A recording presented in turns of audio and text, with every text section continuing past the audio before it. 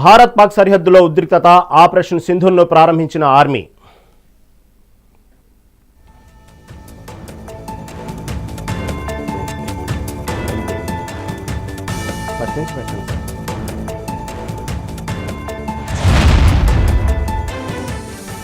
ఉగ్రస్థావరాలే లక్ష్యంగా ఆర్మీ దాడులు, మొత్తం 9 పాక్ ఉగ్రస్థావరాలు ధ్వంసం. జమ్మూ కాశ్మీర్లోని ఎల్ఓసి దగ్గర ఫిరంగి కాల్పులు, పాక్ సైన్యం కాల్పులను తిప్పికొడుతున్న భారత్.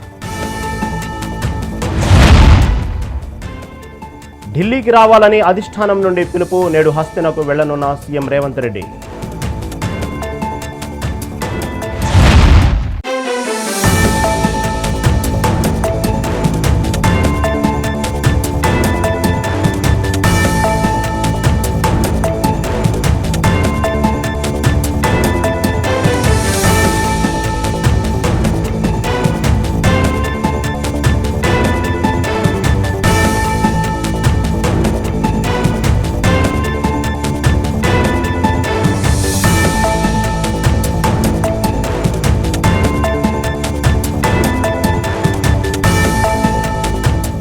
ఇక డీటెయిల్స్ చూస్తే, పహల్గామ్ ఉగ్రదాడికి భారత్ ప్రతీకారం తీర్చుకుంది. బుధవారం తెల్లవారుజామున పాకిస్తాన్ పాక్ ఆక్రమిత కాశ్మీర్లోని ఉగ్రవాద శిబిరాలపై భారత సాయుధ దళాలు నిర్వహించిన వరుస దాడుల్లో సుమారు 80 మందికి పైగా టెర్రరిస్టులు మరణించారని భద్రతా దళాలు తెలిపాయి. నిషేధిత ఉగ్రవాద సంస్థలైన జైషే మహమ్మద్, లష్కరే తోయిబా, హిజ్బుల్ ముజాహిదీన్లతో సంబంధం ఉన్న 9 స్థావరాలను లక్ష్యంగా చేసుకుని దాడి చేసింది భారత సైన్యం. అయితే సీనియర్ అధికారుల సమాచారం మేరకు బహవల్పూర్, మురిత్కేలలో 2 అతిపెద్ద దాడులు జరిగాయి. ప్రతి ప్రదేశంలో 25 నుండి 30 మంది ఉగ్రవాదులు మరణించినట్లు తెలుస్తోంది. ఇక మృతుల సంఖ్యను నిఘా సంస్థలు ఇప్పటికీ ధృవీకరిస్తున్నాయి. ప్రాథమిక అంచనాల ప్రకారం మొత్తం 80 నుంచి 90 మంది ఉగ్రవాదులు హతమైనట్లు భావిస్తున్నారు. ఈ దాడి తర్వాత భారత సైన్యం న్యాయం జరిగింది అనే సందేశాన్ని వీడియోను ఎక్స్ వేదికగా పోస్టు చేసింది. 1971 యుద్ధం తర్వాత పాకిస్తాన్పై 3 రక్షణ దళాలు కలిసికట్టుగా దాడి చేయడం ఇదే ప్రథమం. అయితే 2 వారాల క్రితం పహల్గామ్లో జరిగిన ఉగ్రదాడిలో అత్యధికులు పర్యాటకులు కాగా మొత్తం 26 మంది ప్రాణాలు కోల్పోయారు. ఈ దాడికి ప్రతీకారం తీర్చుకుంటామని ప్రధాని నరేంద్ర మోదీ శపథం చేశారు.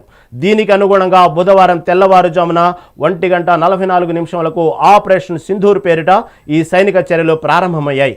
భారత్పై ఉగ్రదాడులకు ప్రణాళికలు రచించి వాటిని అమలు చేస్తున్న పాకిస్తాన్ మరియు పిఓకేలోని ఉగ్రవాద మౌలిక సదుపాయాలను ఈ ఆపరేషన్ ద్వారా లక్ష్యంగా చేసుకున్నామని సైన్యం ఒక పత్రికా ప్రకటనలో స్పష్టం చేసింది.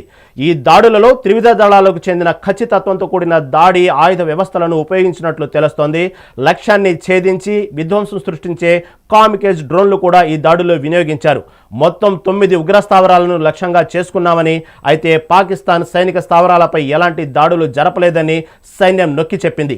లక్ష్యాల ఎంపికలోనూ దాడుల నిర్వహణలోనూ భారత్ చాలా సంయమనం పాటించిందని అది సైన్యం పేర్కొంది. కాగా ధ్వంసం చేసిన 9 లక్ష్యాలలో బహౌల్పూర్లోని జైషే మహమ్మద్ ప్రధాన కార్యాలయం, మురిత్కేలోని లష్కరే తోయిబా స్థావరాలు ఉన్నాయని సంబంధిత వర్గాలు వెల్లడించాయి. ప్రధాని నరేంద్ర మోదీ రాత్రంతా ఈ ఆపరేషన్ను స్వయంగా పర్యవేక్షించారు. ఈ ఆపరేషన్ ముగిసిన వెంటనే జాతీయ భద్రతా సలహాదారు అజిత్ దోవెల్, అమెరికా జాతీయ భద్రతా సలహాదారు, విదేశాంగ కార్యదర్శి మార్కో రూబియోలతో ఫోన్లో మాట్లాడి తీసుకున్న చర్యల గురించి వివరించనున్నారు.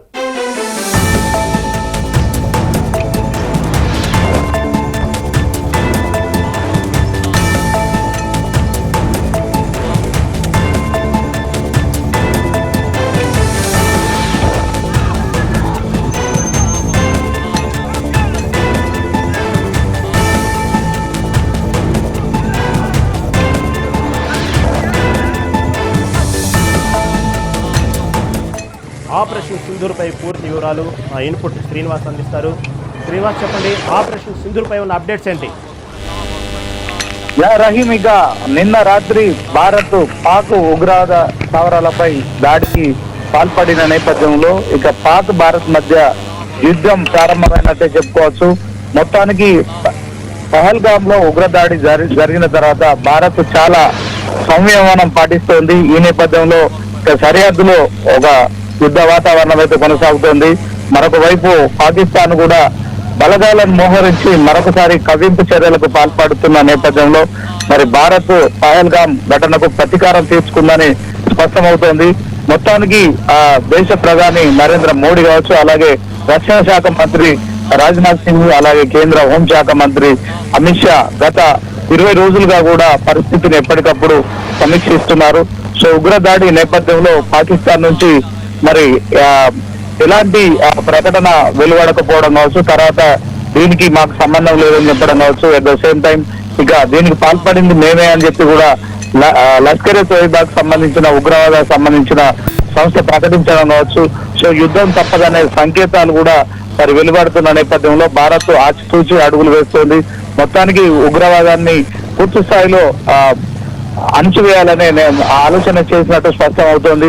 9 ఉగ్రవాద స్థావరాలపై పాకిస్తాన్ కు సంబంధించిన 9 ఉగ్రవాద స్థావరాలపై మరి దాడికి తెగబడింది. నిన్న రాత్రి ఆకస్మికంగా చేసిన దాడి కారణంగా 9 ఉగ్రవాద సంస్థలు కూడా పూర్తిగా నేలమట్టమైనది స్పష్టమవుతోంది. అయితే ఈ దాడిని పాకిస్తాన్ ప్రజలపై మరి భారత్ దాడి చేసినట్టు కూడా ప్రకటిస్తుంది. ఈ నేపథ్యంలో మరి అమెరికా అధ్యక్షుడు ట్రంప్ కూడా భారత్ పాక్ మధ్య కూడా ఒక మరి శాంతియుతమైన వాతావరణం నెలకొనాలి. సో యుద్ధం విషయంలో కామెంట్ చేయడం మనం చూడొచ్చు. మొత్తానికి భారత్ లో ఏదైతే పహల్గాం దాడి ఘటన పట్ల మరి ప్రపంచ దేశాల్లో మేజర్ గా మరి ఒక మద్దతు అయితే భారత్ కు లభిస్తుంది. ఈ నేపథ్యంలోనే మరి ప్రధాని నరేంద్ర మోడీ అయితే గత కొన్ని రోజులుగా కూడా మరి సైన్యాన్ని అప్రమత్తం చేశారు. ఇటు 3 రక్షణ దళాలను కూడా అప్రమత్తం చేశారు. సో వాయుసేన కావచ్చు, తర్వాత ఈ 3 రక్షణ దళాల అంశంలో ఆయనకి ఎప్పటికప్పుడు దిశానిర్దేశం చేస్తున్నారు.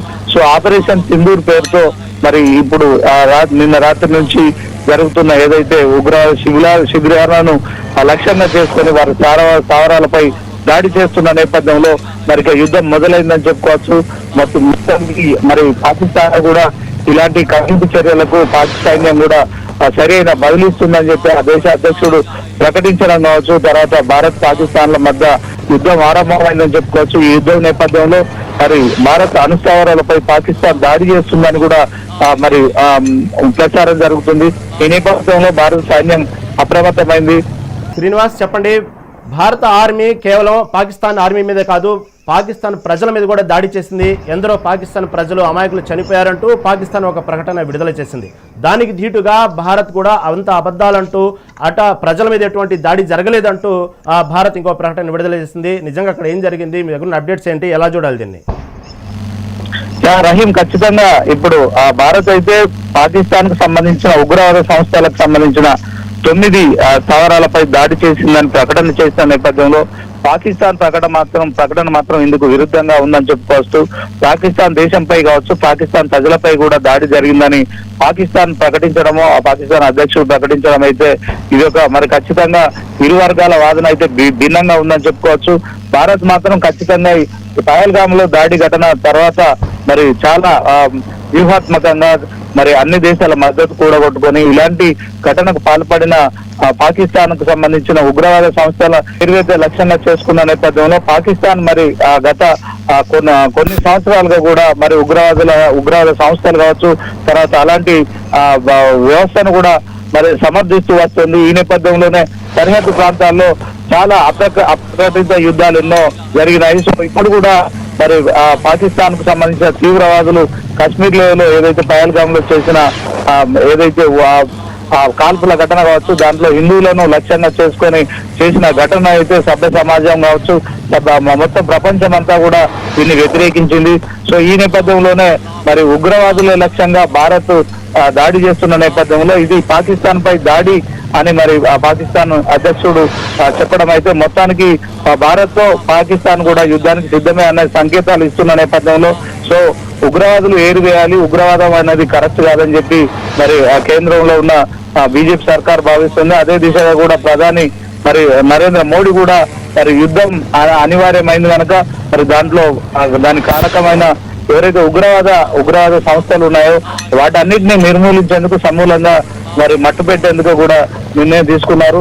సో ఉగ్రవాదం అనేది ఇప్పుడు ప్రపంచానికి మనుగడకు ప్రశ్నార్థకం అవుతున్న నేపథ్యంలో మరి పాకిస్తాన్ కు సంబంధించిన ఉగ్రవాద మూకలు చాలా సార్లు భారత్ ను కవ్వించాయి. ఇదే నేపథ్యంలో మరి ఆ కవ్వింపు చర్యలకు బదులుగా మరి సరైన సమాధానం చెప్పాలని చెప్పి కూడా మరి గత కొన్ని రోజులు కూడా భారత సైన్యం కావచ్చు, ప్రధాని నరేంద్ర మోడీ కూడా మరి ఈ యొక్క స్థావరాలపై దృష్టి సారించారు.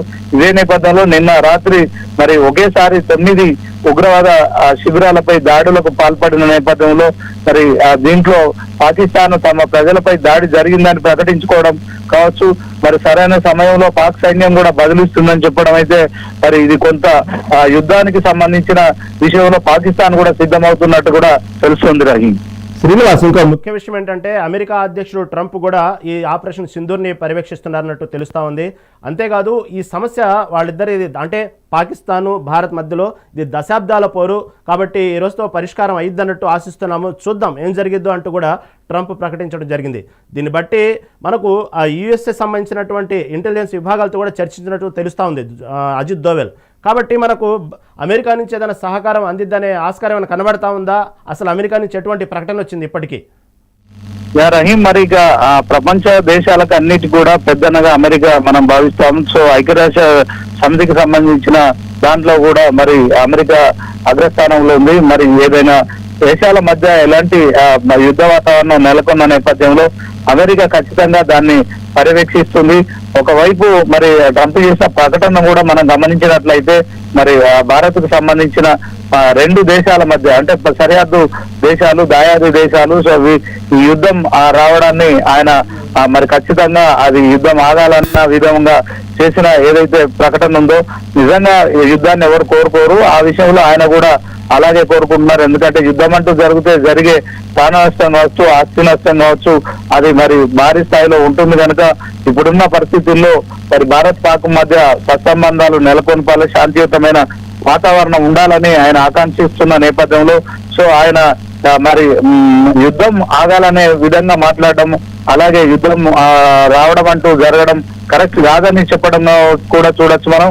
సో మొత్తానికి దీంట్లో మరి ఆయన ప్రపంచ దేశాలకు పెద్దన్నగా పిలువబడే మరి అమెరికా అధ్యక్షుడు ట్రంప్ కావచ్చు, ఆ దేశం కావచ్చు, ప్రపంచంలో ఎక్కడ ఏ దేశాల మధ్య అయినా యుద్ధం జరిగినప్పుడు ఖచ్చితంగా వాళ్ళ పర్యవేక్షణ ఉంటుంది. అదేవిధంగా కూడా ప్రస్తుతం ఆయన మానిటరింగ్ చేస్తున్నట్టు కూడా స్పష్టమవుతుంది. సో మొత్తానికి ఈ యుద్ధం విషయంలో మాత్రం ఇది ఇరు దేశాలకు చాలా భారీ నష్టాన్ని కలిగించే అంశము. కానీ ఒక దేశాన్ని మరొక దేశం కవ్వించడం కావచ్చు, ఉగ్రవాదులతో మరి భారతదేశ పౌరులపై చేసిన దాడి కావచ్చు, పాకిస్తాన్ సంబంధించిన ఉగ్రవాద సంస్థలు ఇలాంటి దాడికి తెగబడిన నేపథ్యంలో మరి అమెరికాతో సహా మరి మిగతా దేశాలన్నీ కూడా భారత్ కు కొంత సంఘీభావం అయితే ప్రకటించారు.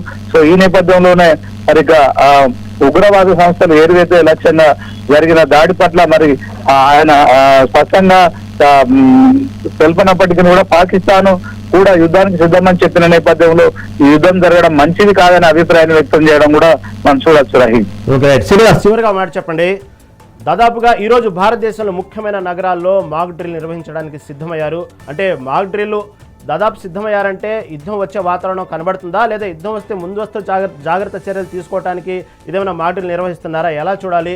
ప్రజలు ఏం కోరుకుంటున్నారు? ముఖ్యంగా భారతదేశ ప్రజలు యుద్ధం కావాలని కోరుకుంటున్నారా?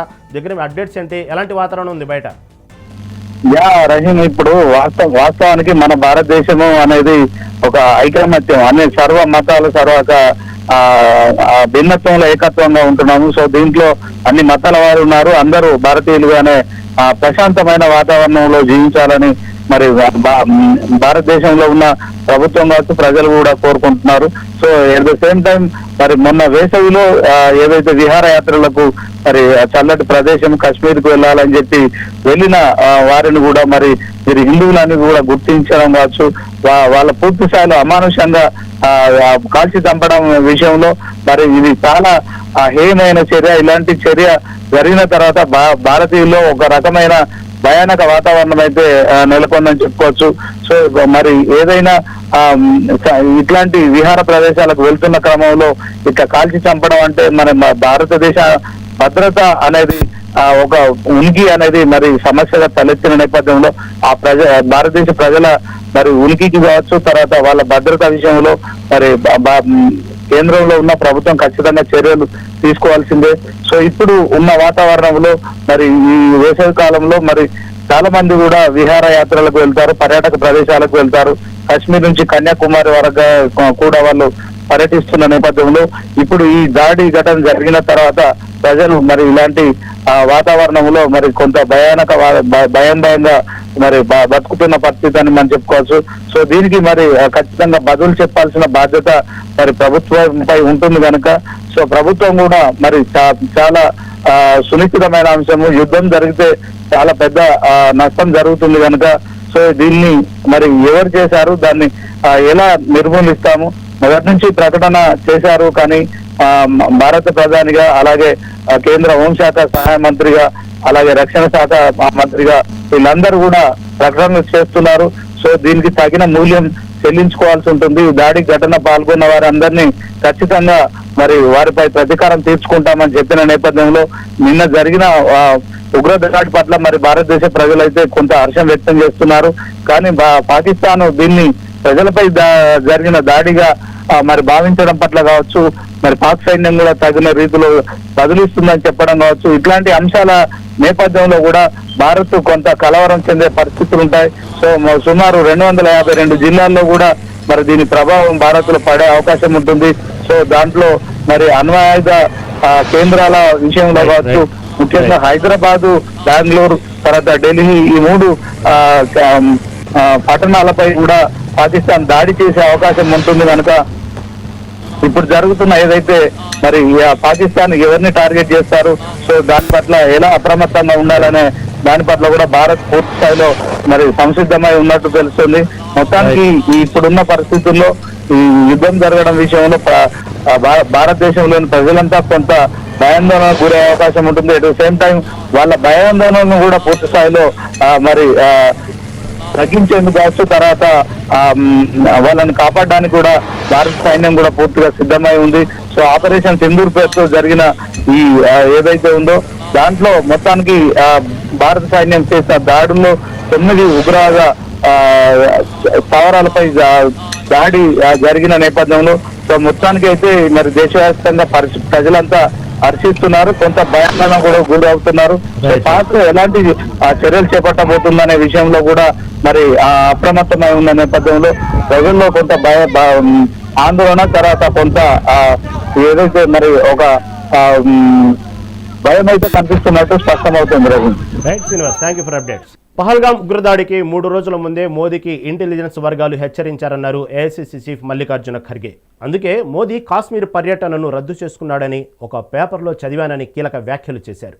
మోదీ పర్యటనను రద్దు చేసుకున్నప్పుడు కాశ్మీర్లో భద్రతను ఎందుకు పటిష్టం చేయలేదని ప్రశ్నించారు. ఆయన రక్షణ చూసుకున్నాడు కానీ సామాన్యుల రక్షణను ఎందుకు చూడలేదంటూ ఫైర్ అయ్యారు. పహల్గాం ఉగ్రదాడికి 3 రోజుల ముందే మోదీకి ఇంటెలిజెన్స్ వర్గాలు హెచ్చరించారు. అందుకే మోదీ కాశ్మీర్ టూర్ రద్దు చేసుకున్నారన్నారు ఖర్గే. కాశ్మీర్లో భద్రతను ఎందుకు పటిష్టం చేయలేదని ప్రశ్నించారు.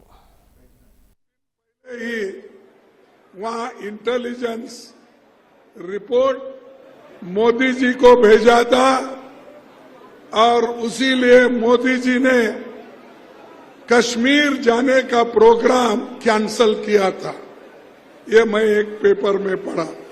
जब इंटेलिजेंस लोग आपकी रक्षा के लिए ये कहते हैं आप जाना मुनासिब नहीं है, तो आप वही बात अपने इंटेलिजेंस लोगों को, सिक्योरिटी को, वहां के पुलिस को, वहां के बॉर्डर फोर्स को आपने क्यों नहीं इत्तला दिया और क्यों ये सुरक्षित लोगों का सुरक्षितपन क्यों नहीं किया? వైబ్రెంట్స్ ఆఫ్ కలాం అనే సంస్థ రాష్ట్రంలోని 13 ఉమ్మడి జిల్లాల్లో మాజీ రాష్ట్రపతి అబ్దుల్ కలాం విగ్రహాలను ఏర్పాటు చేస్తోంది. తెలంగాణ రాష్ట్రంలోని ఖమ్మంకు చెందిన వైబ్రెంట్స్ ఆఫ్ కలాం సంస్థ వ్యవస్థాపకులు విజయ్ కలాం నేతృత్వంలో ఈ విగ్రహాలు ఏర్పాటవుతున్నాయి. రాష్ట్రంలో ఏర్పాటు చేసే విగ్రహాలను సీఎం చంద్రబాబుకు చూపించేందుకు సచివాలయానికి తీసుకెళ్లారు. ఈ సందర్భంగా అబ్దుల్ కలాం విగ్రహ ఆకృతిని సీఎం చంద్రబాబు నాయుడు ఆవిష్కరించారు. అనంతరం 10 ఏళ్లుగా దేశవ్యాప్తంగా అబ్దుల్ కలాం పేరు మీద వివిధ సేవా కార్యక్రమాలను నిర్వహిస్తున్నట్టు విజయ్ కలాం తెలిపారు. 2 తెలుగు రాష్ట్రాల్లో 25 చోట్ల గ్రేట్ ఇండియన్ స్టాట్యూస్ పేరుతో 20 అడుగుల ఎత్తుతో విగ్రహాలు ఏర్పాటు చేస్తామని అన్నారు. ఈ సందర్భంగా విజయ్ కలాంను సీఎం చంద్రబాబు అభినందించారు. 13 ఉమ్మడి జిల్లాల్లో అబ్దుల్ కలాం విగ్రహాల ఏర్పాటు చేస్తున్న వైబ్రెంట్స్ ఆఫ్ కలాం అనే సంస్థ విగ్రహ ఆకృతిని ఆవిష్కరించిన సీఎం చంద్రబాబు.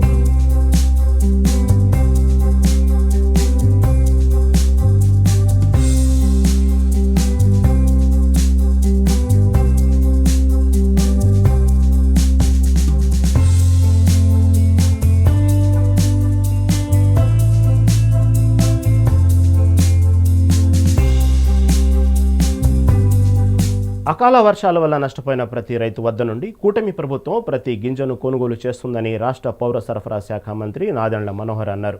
పశ్చిమ గోదావరి జిల్లా భీమవరం కలెక్టరేట్లో శాఖకు సంబంధించిన అధికారులు, పశ్చిమ గోదావరి, ఏలూరు జిల్లా అధికారులు, ప్రజాప్రతినిధులతో కలిసి సమీక్షా సమావేశం నిర్వహించారు. ఈ సమావేశంలో మంత్రి నాదెండ్ల పాల్గొన్నారు. అనంతరం అకాల వర్షాల నేపథ్యం ధాన్యం కొనుగోలుకు సంబంధించిన క్షేత్రస్థాయిలో కొన్ని అపోహలు రావడానికి అవకాశం కల్పించిందని నాదెండ్ల అన్నారు.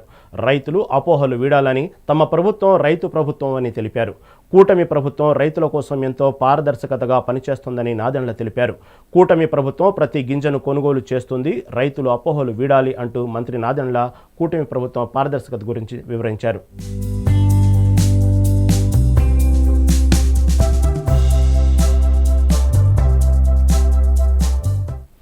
మంత్రి కొలుసు పార్థసారథి ఏలూరు జిల్లాలో పర్యటించారు. సిహెచ్ఓలు రాష్ట్ర వ్యాప్తంగా చేస్తున్న నిరవధిక సమ్మెను నిర్వహిస్తున్నారు. కాగా ఏలూరు కలెక్టరేట్లోని సమావేశానికి వెళుతూ నిరసన శిబిరం వద్ద ఆగి సిహెచ్ఓల సమస్యలను అడిగి తెలుసుకున్నారు. అక్కడి సమస్యలను ప్రస్తుతం ప్రభుత్వం దృష్టికి తీసుకెళ్లి తగిన న్యాయం చేస్తామని హామీ ఇచ్చారు. తమ సమస్యలను పరిష్కరించే దిశగా ఏలూరు ఎంపీ పుట్టా మహేష్, ఏలూరు ఎమ్మెల్యే బడేటి చంటితో కలిసి పరిష్కరిస్తామని మంత్రి పార్థసారథి సిహెచ్ఓలకు హామీ ఇచ్చారు. ఏలూరు జిల్లాలో మంత్రి పార్థసారథి పర్యటన, సిహెచ్ఓల నిరసన వద్దకు మంత్రి పార్థసారథి సిహెచ్ఓల సమస్యలను అడిగి తెలుసుకున్నారు.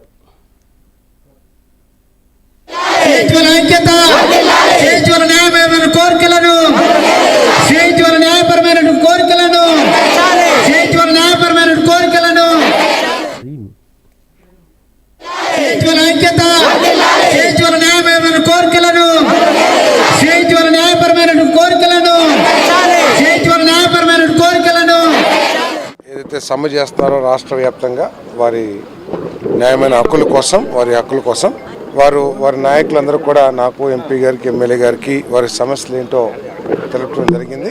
తప్పకుండా ప్రభుత్వం దృష్టికి తీసుకెళ్లి రూల్స్ ప్రకారం వాళ్ళకి ఏం రావాలో, వారి న్యాయమైన హక్కులు ఏవైతే ఉన్నాయో వాటిని సాధించడానికి తప్పకుండా ప్రభుత్వం దృష్టికి తీసుకెళ్తాం. ప్రభుత్వం ఎప్పుడు కూడా ఎంప్లాయీస్కి అనుకూలంగా ఉండే ప్రభుత్వం ఇది. వారి సమస్యలు పరిష్కరించడానికి ముఖ్యమంత్రి గారు ఎప్పుడు కూడా ప్రాధాన్యత ఇస్తారనడంలో ఎటువంటి సందేహం లేదు. కాబట్టి ముఖ్యమంత్రి గారి దృష్టికి, సంబంధిత మంత్రి గారి దృష్టికి తీసుకువెళ్ళి వీటిని పరిష్కరించడానికి నేను కానీ, ఎమ్మెల్యే గారు కానీ, ఎంపీ గారు కానీ తప్పకుండా కృషి చేస్తాం. రైట్, ఇవి ఇప్పటి వరకు అప్డేట్స్. చూస్తూనే ఉండండి మెగా 90.